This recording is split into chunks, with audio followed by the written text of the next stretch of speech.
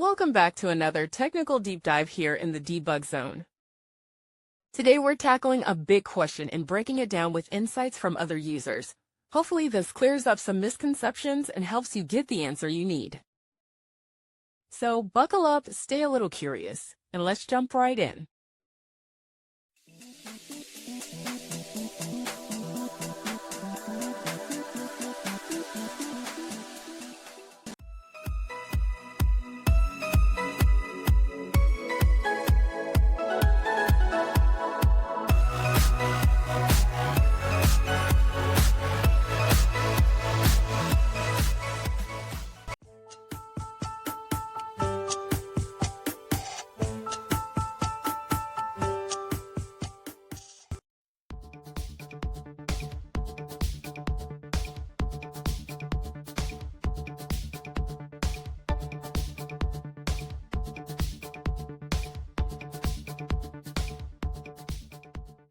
And that's a wrap.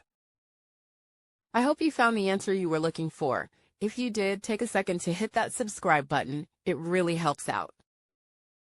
And let me know in the comments which solution worked best for you. See you next time in the debug zone.